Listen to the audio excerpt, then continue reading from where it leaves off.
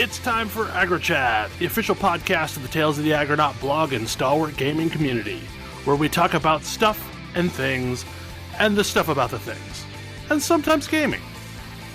I'm Belgast, and let's start the show. Hey folks, it's that time again, time for another episode of AggroChat. This is episode 315. Tonight I'm joined by Emo. Hello. Ashgar. Hi. Kodra. Your sweat is so shiny and beautiful. Tamriello. Hey. Palin. Hello. I don't even know. I'm so confused, Kodra. Was that like Medusa from Hades? Ring Fit. That's Ring. good. Yeah, Ring. That Fit. was Ring. Okay. Your muscles look so happy. Okay. Let's see. I guess, since we're already talking Ring Fit, we can swap the order of things and talk Ring Fit first. I mean, I picked Ring Fit is finally available for people to acquire. And A year after it came out. Yeah, it exists in stores. It exists in stores, and so a lot of us finally got a chance to play it. And I know I have been playing, I'm not going to say every single day, but probably at least 5 times a week. And yeah, it's really fun. Like, I always sort of was like, man, I wish there was a video game that would convince me to exercise. Yeah. Like, and like be a compelling game experience that I want to continue, that I feel motivated to keep performing. Like, Wii Fit did exist back in the day. Yes, but it was did. not a compelling game experience. It was not. Yeah, It was a saucy, scale. Yeah. This isn't like an actual RPG with a dragon as the final boss. Mm-hmm. He's a gym bro dragon, but he's still a dragon. I mean, it's got leveling and like item crafting and Talent points. gear and no talent. Well, it's got. Yes. I mean, Yes, it's there's got, talent points. It's got different. It's got different exercises that you unlock. I don't and believe set. you have unlocked talent points yet. I must not have. I slacked off a little in the past week because, I had to move large appliances and things and felt like I'd already gotten my exercise for the day. Once you hit level 40, you unlock a talent tree. Oh, I see. And okay, then once I'm getting pretty close then. And once you hit level 65, the talent tree expands. Oh my. I just hit level 66. No, I'm in world 5, I think. World 4. It's the one with the 4 masters.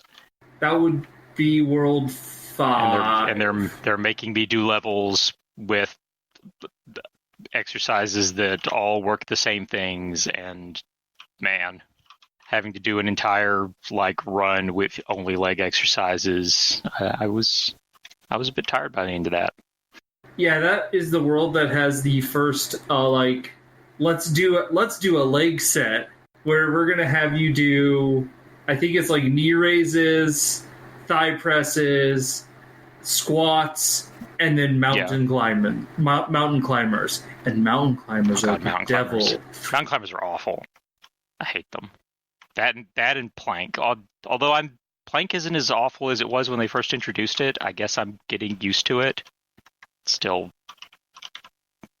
really mean. There is that. I can tell that it is having an effect, and I am getting better at these things / at least a little more fit. Like, I started out at difficulty 11, and I'm up to 22 at this point, and I think I'm going to bump it again tomorrow. Yeah. So I've been hovering pretty solidly at 26, but I don't go every day. I really enjoy, hey, here's a thing, we're gonna convince you to sort of do a run in place or a jog in place. And then also, as you're jogging around, there's gonna be stuff that's popping up in the game world that you're gonna need to either pull out on the ring. So I should explain, the ring in Ring Fit is like a Pilates resistance ring. Mm-hmm. That's where you can slot in your controller, and it will tell when you're either pulling or pressing on it. But, like, the ability to have to sort of, like, quickly snap around so you're trying to get all of the items that are showing up, and also timing, like, when you're doing down presses so that you can try and do jump. jumps. Yeah. Yeah, because you pick up items that are not directly in your path by vacuuming them up with the ring. So you point the ring at the item and pull out on it to vacuum things up. And then you break things by pushing on the ring to do air blasts. And then there's lots of other stuff to manipulate, like with the ring or via other things, like there's jump platforms that you have to do squats to use and various things like that. Eventually, you'll get the ability to kayak, which requires you to do ab presses while twisting.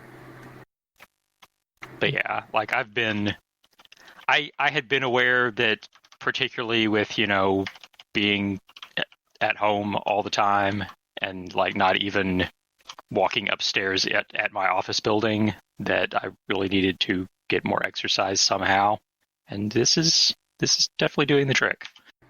It definitely does the thing where it's video games have this like ability to sort of suck you in and engage you and get you playing the game, and like basically the rest of like what you are doing to play that game kind of fades to the background, and usually that just is me manipulating a keyboard or a mouse.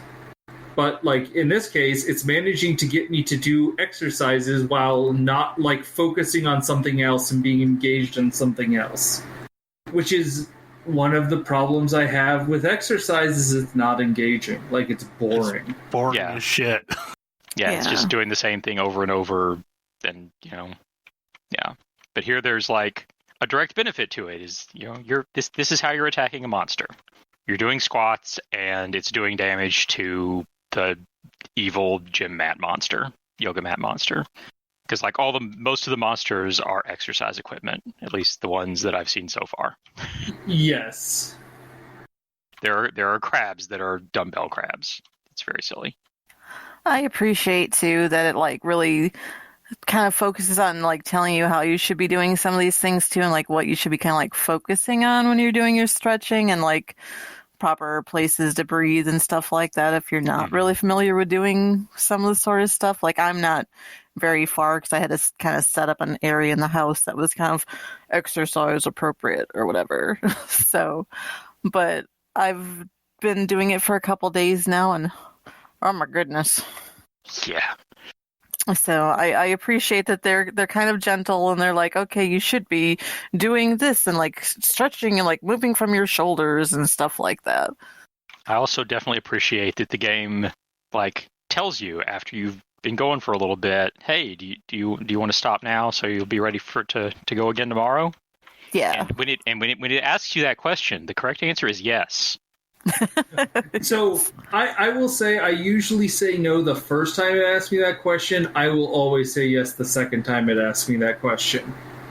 Like my feeling is, if I get to that question and I'm not like feeling utterly exhausted, then the correct answer is to go ahead and say yes, and then tomorrow raise the difficulty a notch. Did you know there are people who have speedrun this game? Oh my. What? This is the thing that I was like, of course there are. How would you even do this? And by the way, I'm not even halfway through this game. I mean, I've seen references to like levels, I think level 66 or so, because I was looking at the stats. You can go in and see like how everybody who was born in the same year, like what your rank is as far as number of each exercise you've done and what level you're on and everything. And I saw that there were people on worlds in like the 60s or something. So I think there's only 23 worlds in like the normal playthrough of the game. There might be advanced worlds or something. But so completing World 23 has a 34-hour speedrun, which includes a 4-hour sleep break in the middle of it. Man, I just don't even. I mean, what did they actually have it on something above the lowest difficulty? So there's two categories. There is any level, and then there's level 30. Oh my. The level 30 speedrun has a 37-hour world record, I believe. Oof. And I was like, oh, are they just like... I was like, oh, they must just be like not actually doing the exercises. But no, there's another category for not doing the exercises correctly. All of these categories are you have to do the exercises. Oh my gosh. It requires you to be videoed so they can verify that you're doing the exercises. Okay. I'm still waiting for the speedrunner who actually shows up in the purple and black leotard and is like, I got this. Because if you're going to do it, you might as well go all out. It was very funny to me. That concept is a little bit horrifying, but so yeah, video I would say game more than a little bit. I'm like, yeah, you're very, very good at this video game, but you have to be incredibly fit to keep moving for that long. That's a marathon. I mean, Marathons don't take that long. I was going to say quite a few marathons back to back, I think. It would be kind of cool if they actually designed other games that use this system as well. Oh yeah, I totally. So there was one which is the bow pulls, mm-hmm. where you're like pulling back on the bow and like releasing, and I was like, man, if you could get something where you could get even a halfway accurate like bow setup for this, that'd be a really cool game. Yeah. I mean, it's reasonably okay at telling you how the ring is oriented, so it could work. Yeah, I'm having to rearrange where it's all set up, because where I set it up the first time, it's just not conducive to actually doing some of the stuff. Also, I had to get a charging dock for my Wiimotes, because I don't ever use my Wiimotes. So they're always dead. I don't ever use them with my Switch. So yeah, I've had to do some extra steps to make it feasible, but yeah. The only real issue I've run into is my son wants to participate, and participation mostly involves doing the stretches for a little bit and then running around in circles and getting up behind me while I'm trying to do squats. We got Eli a Pilates ring so that he could do them. He's gotten very good at the overhead. He does the overhead work. He's not really good at squeezing on them, although he does do the ab guards. He likes ab guards. Yeah. And then when he releases, the ring goes flying across the room because just springs loose. I'm sure he doesn't think that's hilarious at all. Oh yeah. He also, have you gotten to the Thigh Rider minigame? No. So there's a minigame where you have to sit down and on a chair and put the ring between your thighs, and when you press in on the ring, it'll jump your car up, and you're trying to collect all of the coins. He loves that one. He knows the icon, and whenever he sees I'm on a stage that has it, he's like, go do the car one. I've also had to gently explain to my son that when Daddy is trying to do planks, this is not the time to ride on Daddy's back. This does not work. That is not horsey time. I'm in enough pain as it is. I think he gets it now. Why is Daddy crying? But yeah, it's actually available at normal prices from stores. So if you I got mine at Target. Yeah, that's where I got mine. If you own a Switch and you are looking for a way to, get some exercise during these troubled times, this is a good option. I think for the most part, Switches are still pretty hard to get a hold of, but Yeah, if you don't already own a Switch, then, good luck with that. speaking of hard to get a hold of consoles, segue. So something that happened this week is that we finally know the price of the PlayStation 5. And quite honestly, it's cheaper than I expected. Yeah. Like, I was kind of expecting it to be $500 and $600 for the two models, and it is instead $400 and $500 for the two models. I think they realized $450 and $600. Yeah, I think they realized post PS3 that 600 was like there's just like there's a stigma to it. Yeah. I didn't know they remembered the lessons they learned when they made the PS3. I suspect that there are going to be a lot of people at Sony who are not going to be forgetting the lessons of the PS3 anytime soon. Like debacle is not too. So I had my fears that this would be a very limited console when a couple weeks prior to this announcement, there was a thing that you could go to the Sony website and sign up to get a chance. Yeah, get a chance of getting a pre-order slot. I swear. I did this thing. I did not get a pre-order slot. So, God, what day was it? Was it Wednesday? Yeah, it was Wednesday. Wednesday at like 3:00 in the afternoon is when the presentation happened for me, and I'm Central. I don't remember what it was for.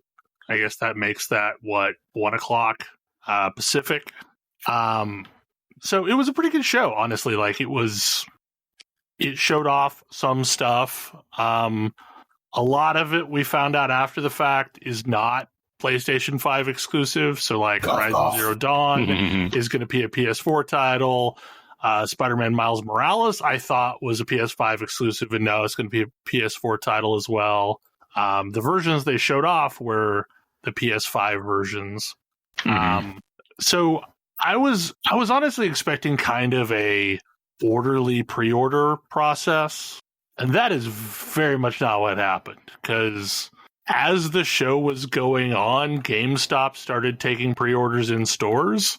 And then about an hour after the show was over, Walmart started taking pre-orders. And then like one by one throughout the night, a store would go up. And in a lot of the cases, like I had the PS5 in my basket and was trying to check out. And then I could not check out because it was already sold out. And these things were selling out like minutes.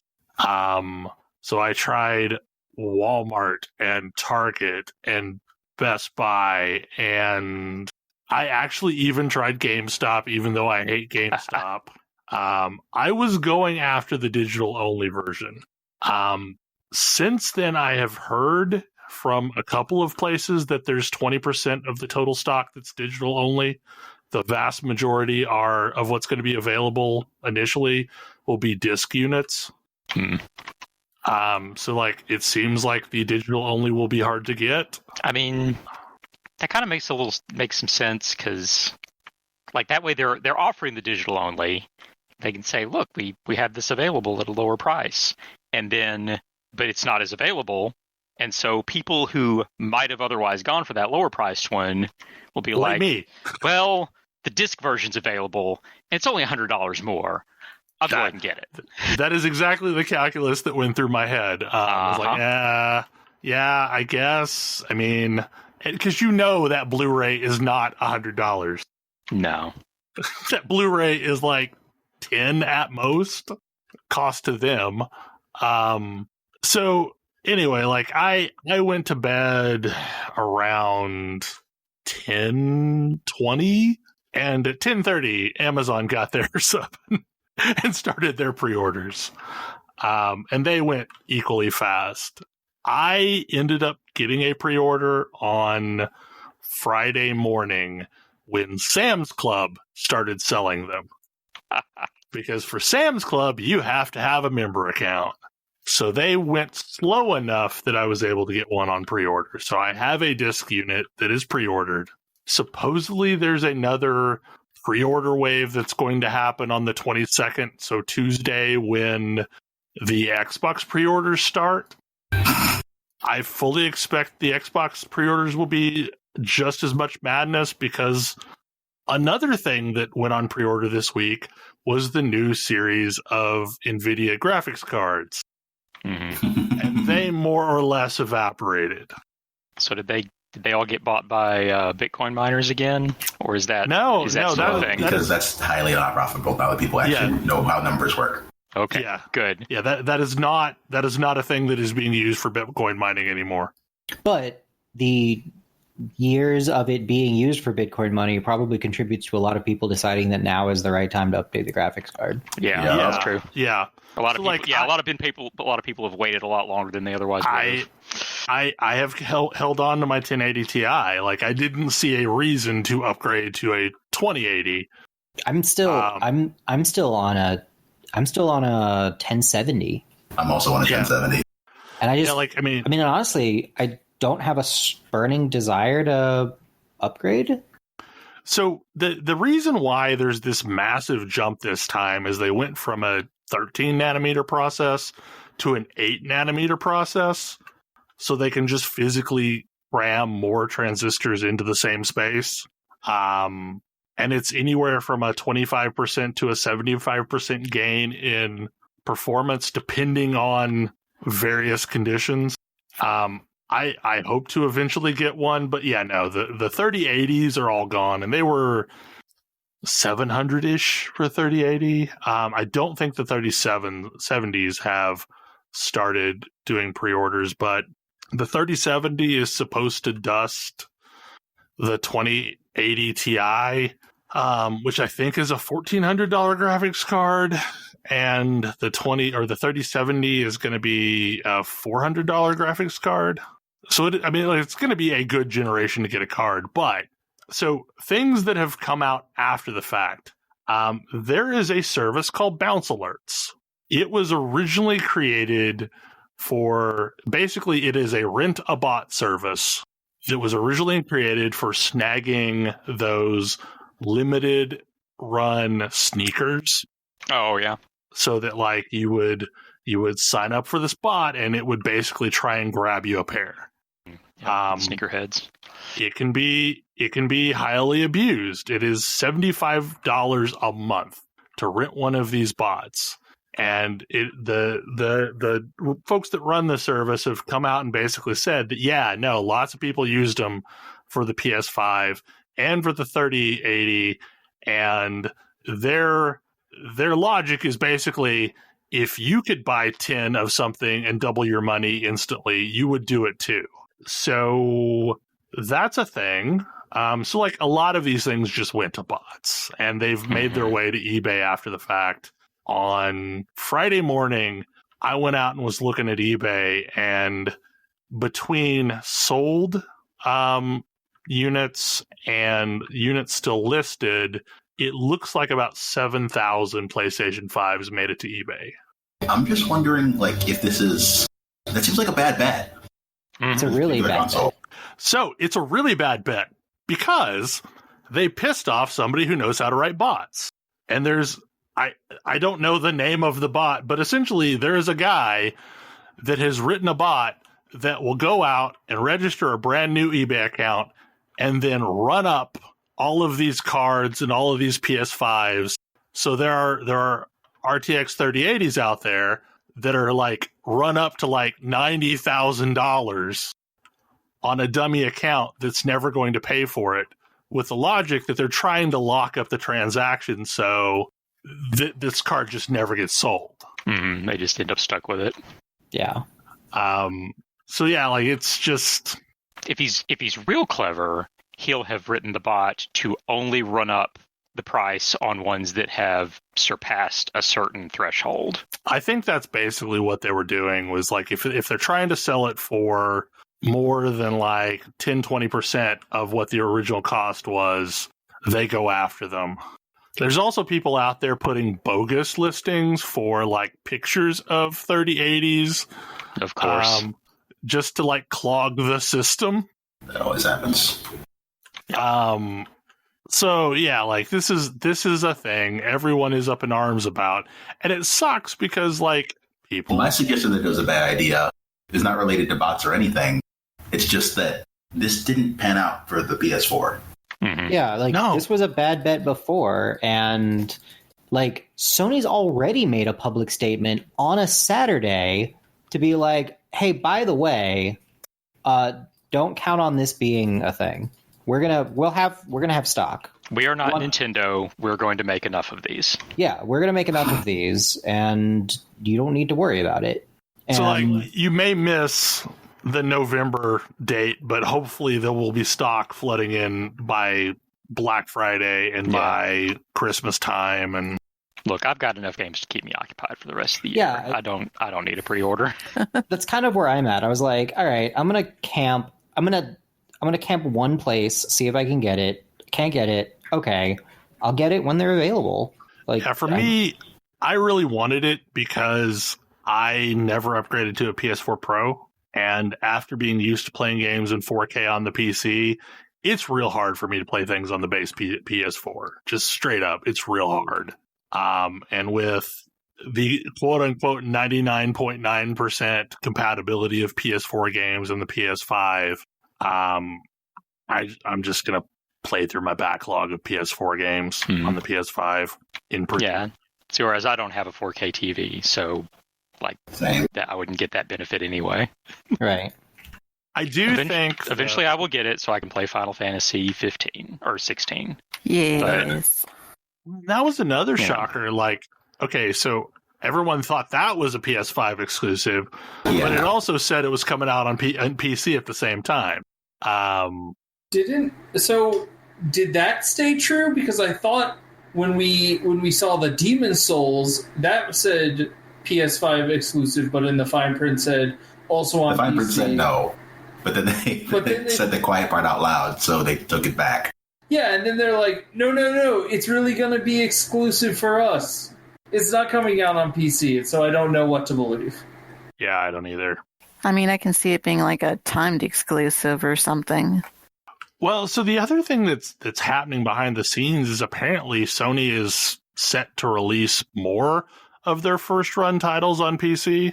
Because like this year, Horizon Zero Dawn and Death Stranding and I think there was another one all came out, and they were previously Sony PlayStation only exclusives.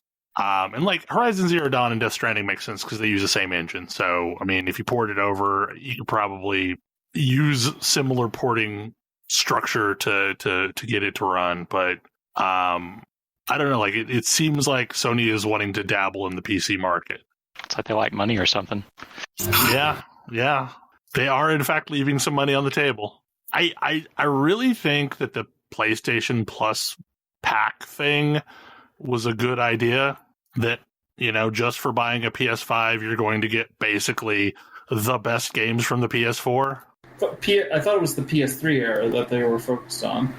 No, it was God of War and Persona 5 and like it's a huge list of it's the remastered version of God, what's the zombie game? Last of Us? Last of Us, yeah. It's the remastered version of Last of Us, which was a PS4 game. But it's, I don't know, it's like 13 games, something like that. And they're all kind of the best games that came out on the PS4. Yeah, the greatest hits. So while they don't have Game Pass, that is something like that will be supposedly day one playable. I mean, which makes sense because they're just downloading the games that already exist. Mm-hmm. I'm hoping that, you know, all these retailers have another wave of pre-orders this week and that the scalpers drown in their unsold units because I really hate scalpers. Yeah. Mm-hmm. I mean, I imagine that at the very minimum they will flip those for cost because that won't be a problem. But even then, there's, you know, shipping and Why would you go to and eBay? Stuff that they would have had to, Why would you go to eBay if suddenly all of the retailers have it? Yes, that's fair. Yeah, I'm not buying it off of eBay if I can get it for manufacturers retail at a legit store. Mm-hmm. I don't know if eBay is still as chock full of scam artists as it used to be, but I don't particularly want to try and find out. Honestly, like I've bought a lot of stuff off eBay lately, and it's been a better experience than I remember, but like most of what I've been buying has been like classic console stuff, not stuff that you get anywhere else. So, yeah. But like they seem to be like just extremely fast on the ships. I think a lot of stores are supplementing their missing in-person sales with eBay right now. Oh, probably. So you're probably getting a lot of brick and mortar really using eBay right now. And honestly, they're probably also leaning on like Amazon Marketplace or whatever the hell Walmart's equivalent is. So another thing that happened this week is Hades is officially released. It is now 1.0. Yay. And surprise, also launched on the Switch. Yes. Although they had issues at the very end and there aren't cross saves yet on the Switch, but that's coming. So you'll basically be able to play your PC saves on the Switch and versa versa. That's cool. That makes it even more likely that I'll just buy it for both. Yeah, like because I was considering that anyway. I'm perfectly happy to give Supergiant like extra money. Yeah, I like their stuff. I mean, that's a thing for like I had this. I asked Twitter this, and apparently nobody else does this, but like I regularly buy multiple copies of the same game on different platforms if it's a studio that I particularly like. You may have asked Twitter this, and if they said no, I think they lied. Because a lot of people do this. Yeah. Like there are quite a few games that I own on like PC and multiple consoles, just because I keep rebuying it. I don't even know for certain the number of platforms I have Bastion on. Like I know for a fact that Okami is on that list for Ash. It's on that list for me too. That game is great. I have every platform of Symphony of the Night except for mobile. Yep. Like I don't have the Android release. Same. I own Psychonauts release or whatever. I own Psychonauts on every platform that it exists on. Multiple copies on one of those. I probably have spare copies to give away. So I rarely replay games. So there's a very, very small number of games that I've ever played more than once. But so I don't tend to do that. But I definitely will pick up like remaster versions on different platforms, and especially if I have a game that I'm playing actively that I like, I might pick it up on a couple of different platforms to see which I like the best, which is not quite the same thing, but I'm definitely going to pick up Hades on Switch. Yeah. For me, like I pick up a lot of games that I have on other platforms on the Switch just so it depends on the type of game. Like if a game supports a short loop, I will pick it up because, like, for the most part, I do a lot of my Switch gameplay from bed. So, like, I want something that I can iterate on a few times. So, like, Hades is fine. Like, so, you know, I could play a loop before going to bed. Or I could play a couple loops if I'm, you know, feeling more awake that night. Or, you know, Diablo I play a lot of on the Switch. Because, like, you know, I can always do a couple greater riffs or something like that. I mean, I've played a lot of Bloodstained because like it's a game that has a lot of ways to save the game and get back out quickly. Mm-hmm. I mean, I've played a lot of the emulated console games on the Switch because they almost always have some kind of a quick save functionality that also does the same thing where I can just pop right back out if I need to. I'm shocked as hell that some of the Final Fantasy games haven't made their way to the Switch yet. Like especially like the 16-bit era game. Yeah, I mean they've released them on like everything else at this point that they can. Mm-hmm. You think they'd put them on the Switch? It would be a massive boon to 4-Job Fiesta. Yeah, it would be nice if like the good version of Final Fantasy V was like available for easy purchase again. Yeah, not something you have to emulate. I mean, it only exists in the GBA at this point. Yep, they should get on that. But yeah, I would happily like repurchase Switch versions of Final Fantasy 4 through 6. No problem. Pending it's not the iOS version. Well, yes. I like the iOS version. I wish it looked like FF4. I want so badly it looked like the PSP version of FF4 and not like it does. Yeah, I want original art. I like the original art for those. The original art is nice, but frankly, the original art does not do me any good if it lacks all of the quality of life stuff that makes me want to continue playing. I don't. And the level of difference for that is huge for me. I just didn't like the interface of that game. Yeah, that was my problem. I mean, if you're so inclined, back to the Hades thing, there is a really good multi-part documentary series from NoClip where they've basically embedded with Supergiant throughout the creation of Hades and the initial announcement of it and all that. And it obviously ground to a halt when COVID started, but like they still did some remote episodes, which are really interesting. They're kind of how the cake is made. They're each about an hour long, and I think there's 5 of them, maybe 6. I don't remember. But some of them like deep dive into like the music or deep dive into the combat loop, or super interesting. I need to dive back in. I was not good enough at that game when I was playing it last. I need to go back and I need to actually beat Hades, because I could regularly get to him, but I couldn't actually win. I did not really want to start playing this game until it was out of early access.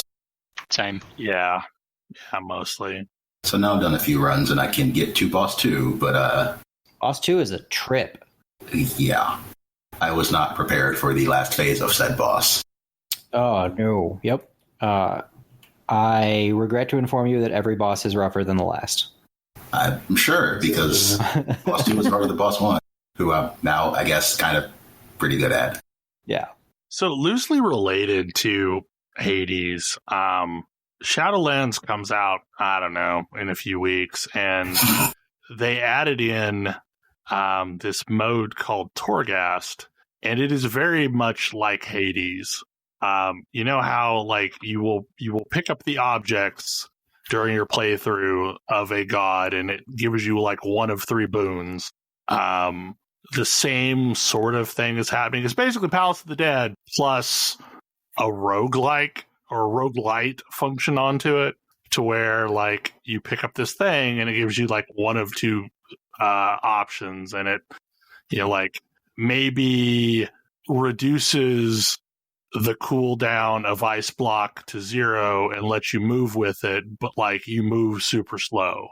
Or Palace of the Dead, but it won't matter next expansion. Yeah.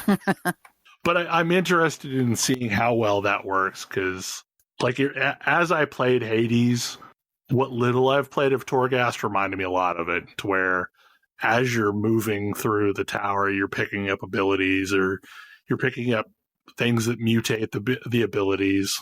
I like roguelites way more than I like roguelikes. Yep. Yeah, I appreciate some sort of like long-term growth. Yeah. Isn't beyond me Hades getting better at it. Isn't Hades a roguelike though? No. Not even close. Not even a little bit. It is very much a roguelite. Yeah. Okay, so you do get more powerful. Okay. Right, You get dramatically more powerful. Like you pick up things, and well, so like it's really interesting, because like you not only gain power, but like you gain the options. Story. Mm-hmm. You meet characters that will unlock different things that you can do. Like it's multi-scalar. So I mean I really liked Rogue Legacy, but like I feel like I like what Hades is doing better than I liked Rogue Legacy. I did not really like Rogue Legacy. One of the things I tend to like about roguelikes or roguelites is that a lot of roguelikes tend to give you more options as you make more runs. Mm-hmm. Yeah. And Hades is very good at giving you that too. Yeah, so I'm not feeling its absence like I am in like Rogue Legacy. Yeah. Hades is really good at you can hop around and do different, like some weapons are good for certain things. And if you're like, hey, I can't beat this boss, but I could with a different weapon, you can be like, all right, I'm going to go in with this weapon, but can I beat the previous boss with this weapon? That said, I'm falling in love with the shield. I love the shield. The shield is my favorite weapon. You may or may not have unlocked my favorite weapon. I don't know if it even exists anymore, but... I mean, so far, I have the bow, the shield, and the spear. Yeah, and eventually I know there's a railgun, but I've never unlocked it. I know there are a lot more things, because I had a streamer playing this game in early access that I was watching sometimes. Yeah, I don't remember if it's a railgun or like minigun, but it's a gun thing. Yeah, and that was my jam. There's a bunch of different versions of it, but I think internally they referred to it as the railgun. Yeah. No, the railgun is legit. But I don't think it's unlocked until fairly late. I mean... Define late. Yeah. Well, I mean, everything else unlocks on floor 1, and I think the railgun unlocks some point after that. I don't think I got past the second boss before getting the railgun. I could be wrong. But, like, just the fact that there's other weapons that exist, there's also, like, elemental variants of those weapons that exist that you can get. Yeah, some of which dramatically change up playstyle. Yes, not only are there a bunch of weapons, but there's also a whole bunch of different ways to use them, which make a huge difference.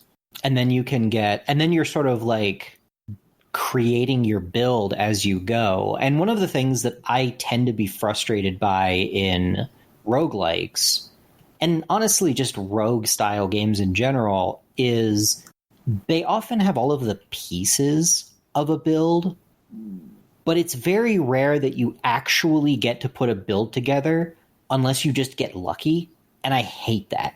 Yeah, whereas this one's got those artifacts that you get to choose which one you want. Right.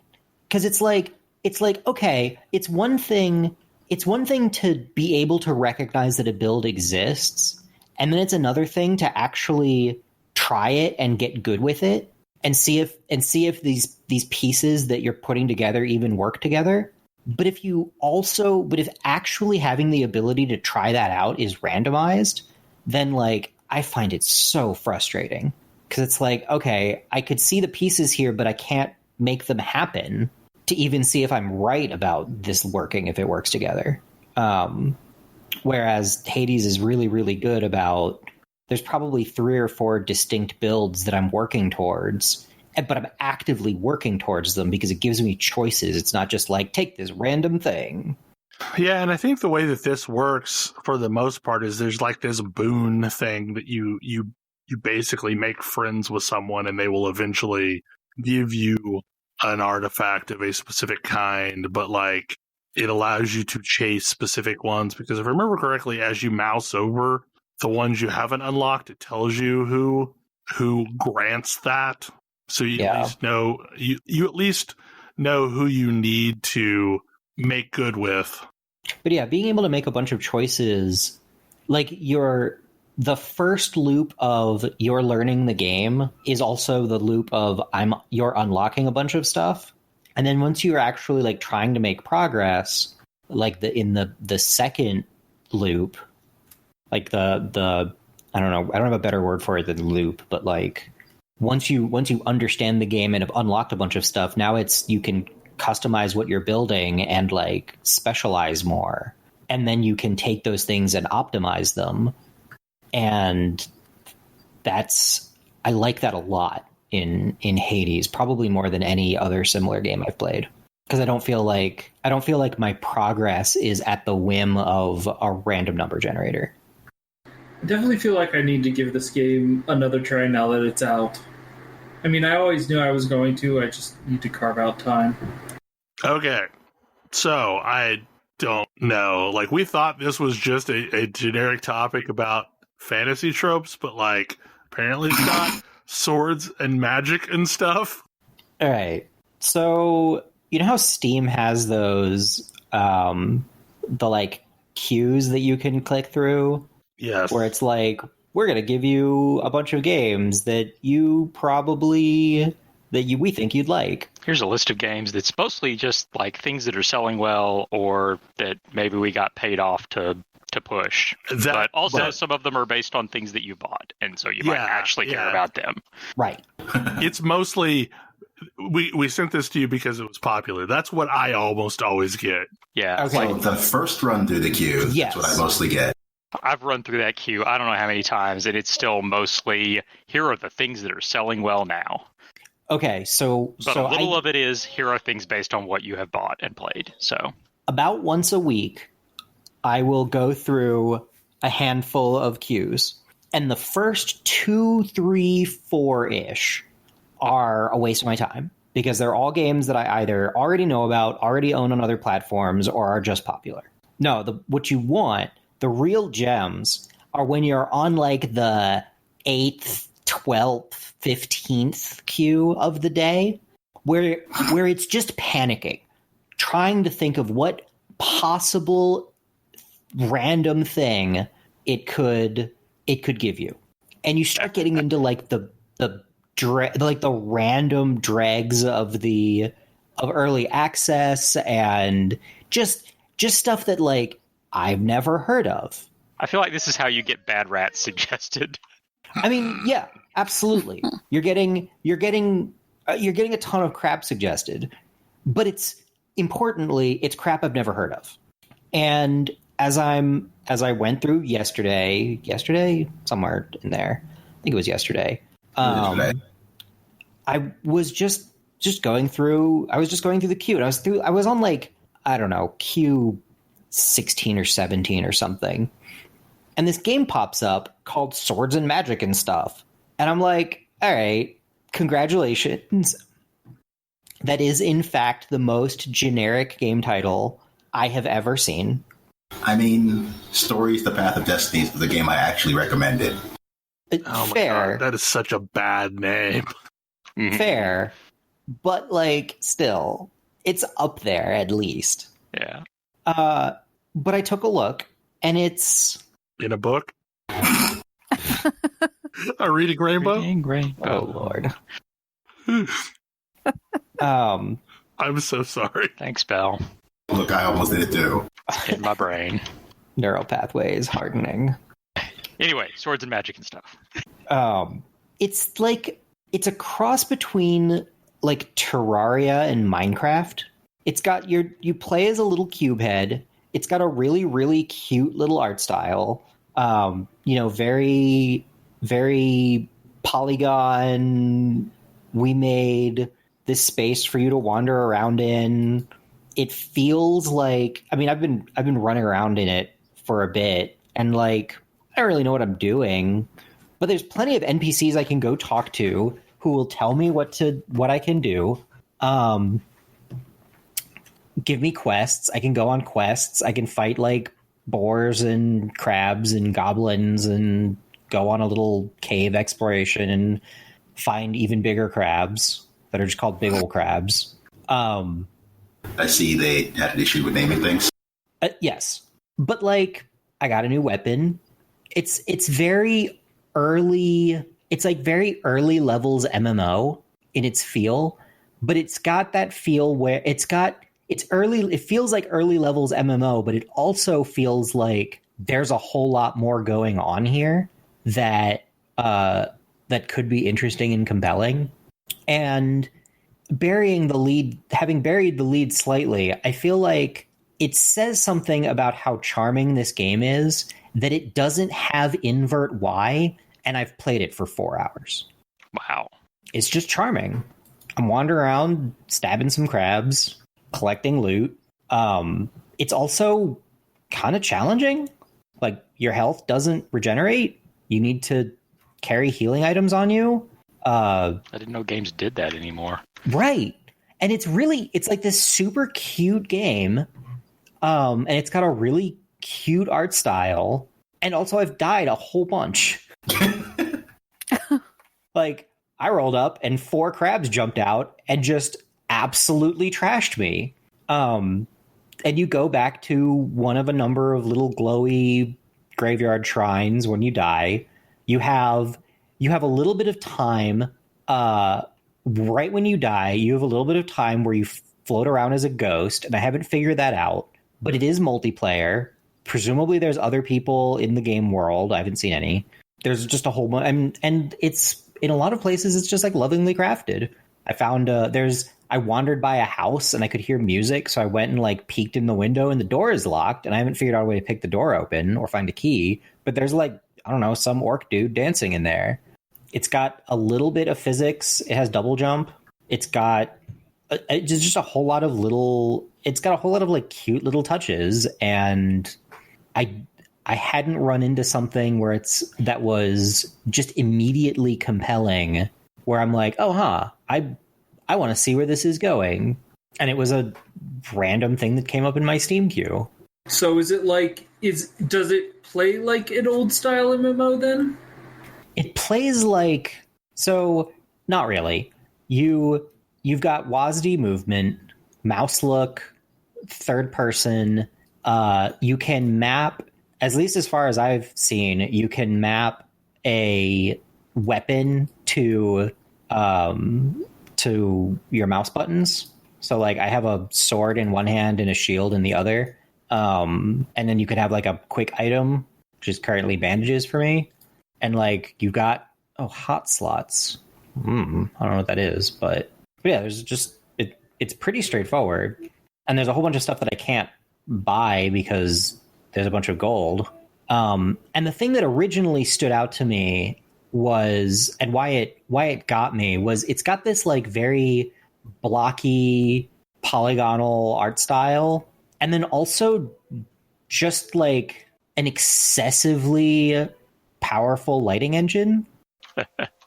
So like as I'm running around, it has this like gorgeous multicolored sunrise with a lens flare and like big moving shadows of little cube head people. I just looked reflecting off the water. It looks a lot like the art style of the Switch game. Yeah, The Tourist. Yes. That I had suggested. Right. Yeah. But like that there's a lot more going on than there was in The Tourist. Because like Tourist was like, there was a lot going on, but like it was mostly a non-combat adventure game that occasionally had combat. Yeah. And this is like, it feels like I'm running around the starter aisle of an MMO and not like of like EverQuest, where it's like, do you want direction? There's some NPCs you could talk to or not. You know, you can talk to them. You can just take a left turn out and wander the island for a while, and maybe you'll find people out there. And if you die enough, maybe you'll actually talk to somebody. Yeah. And if not, then great. And like dying doesn't have a crazy harsh penalty. As far as I can tell, it doesn't seem to have any penalty other than the mild inconvenience of going back to where you were. It's kind of fun to wander around and explore. It bills itself in all of its trailers as run around and do adventures with your friends, which I haven't tried, but like even just jumping around on some rocks while I've been talking, I just ran across a treasure chest. And so like there's little hidden stuff that it rewards exploration, and sometimes a giant rat jumps out of a bush and attacks you. It's in early access. It's definitely, I don't know, it's definitely charming. Apparently a bunch of people have complained that you can't invert Y, and the devs are like, oh yeah, we need to do that in the next build. We want to add an options menu. So to give you an idea of how early access we're talking here. That's pretty early access. But it's also really charming. Yeah. I feel like you've sold me. In fact, I've already just bought it. Although, like, you talking about this game made me think about something else. I love Minecraft just from a sheer it's digital Legos perspective, but like I've always wished there was a game there. Yes. And this is this feels like, I don't know, it feels like there's a game here. But like, and it's a game that you can engage with as much or as little as you want. There's clearly some like, here's some building materials. Like there's clearly a crafting game part of this that I haven't found yet. There's a game I want that doesn't exist, and I'm pretty sure someone is going to tell me that I'm describing Dwarf Fortress. But what I really want is a game that is exactly Minecraft, but also has a Sims / RTS element to it, where you build structures, but then you populate those structures with NPCs and you give them missions, and then they go about the world doing that mission. It's like if you make a shopkeeper, it's just a shopkeeper from that point on. You and want I know Sim I was more Adventurers thinking you were Guild? describing Terraria, but that's a different thing. Yeah, but Terraria is... There are things about Terraria that really bother me. Like, I don't like its side-scrolling aspect to it. Like, I really did not like that, and I didn't think that the building aspect in Terraria felt good. I mean, sure, maybe I want just Terraria with first-person graphics. But, like, I feel like that's a thing that doesn't really exist. It's kind of how Dwarf Fortress works, where like you're letting the game just kind of simulate a lot of things. Yeah. But like it would be cool if like I'm just gonna start building a structure and then I decide, okay, well this is a castle and the castle has some guards and the guards are going to protect the front from enemies, but then I'm going to build some enemies out front and see what happens when they run up against the castle and, try and attack it. Or I'm going to build a town. I'm going to build some adventurers, and then, I'm going to see what they do. Or I'm going to build a miner, and it's going to go off and mine for me, and it's going to bring things back. So kind of a Minecraft God game. I feel like you want like almost... I don't know. I was thinking you wanted Sim Adventurers Guild, like where you're building a castle and almost like a 4X game. Yeah, but like first person, and also you can participate in it in any way you want, but also sort of 4X-y. I know. I mean, I played this game years ago. Not exactly what you're describing, but like when they did the Battlezone remake and they made it into an RTS, except you were also a unit. Yeah. And you like built a base and could like wander around the base and configure stuff. And it was incredible. I love that game. And there's a new game out, and I don't remember the name of it, where basically like you're a hover tank and you issue controls to the army around you. And there's some base building aspect to it. I just don't remember the name of it. It's like a new game that's like, I believe it's called Disintegration. Maybe. Yes, this is the game I'm talking about. Where it's basically like Hero Hammer, but you're playing the hero. Except for that one's sci-fi. But it's that same concept where like you're actually the one leading the troops, but you're also fighting the battles. I don't know. Like I think there's a game there. I just don't think anybody will ever make it. To where it's kind of like, black and white, but with less poop. With less poop. Maybe Will Wright will make it. I don't think so. Or if he does, he'll put, star whatever horrible DRM on it, secure ROM, or it'll be unplayable. Get Molyneux on the case. Maybe I just need to tell Molly Do about this, and he'll, tell the world about it. Does that Twitter account even exist anymore? Because it was one of my favorite Twitter accounts, but I don't think I've seen it in years. I'm trying to think I've seen anything from it recently. I don't know. August 25th. So yeah, no, that account, that parody account is still tweeting. Even though the original hasn't done anything in some time. Look, the world did not appreciate his genius. What more do you want? I still love the original Fable. It's a pretty good game. I'm hoping the new Fable game is as good. I'll be shocked, but pleasantly so. I'm just really surprised nobody's done a Fable-like game in a while. What do you mean by Fable-like? Yeah.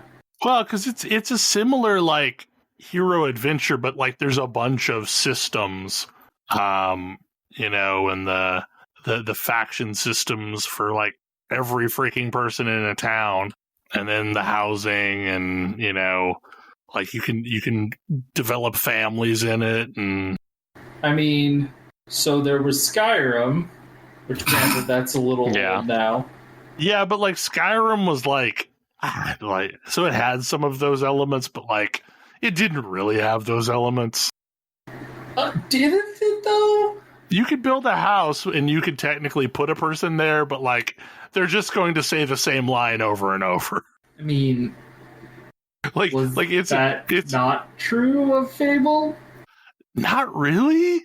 Like, you could absolutely piss off your spouse in Fable. You couldn't really do that in Skyrim. And like the children in Fable, like maybe I am misremembering the game, but like the children in Fable, if I remember correctly, were like based on what your character looked like and the character you chose to marry. Whereas in Skyrim, you just kind of get random creepy children. I mean, aren't all the children in Skyrim adopted? They all basically look the same, I guess. No, I vaguely remember like moving into a house and just suddenly having children in Skyrim.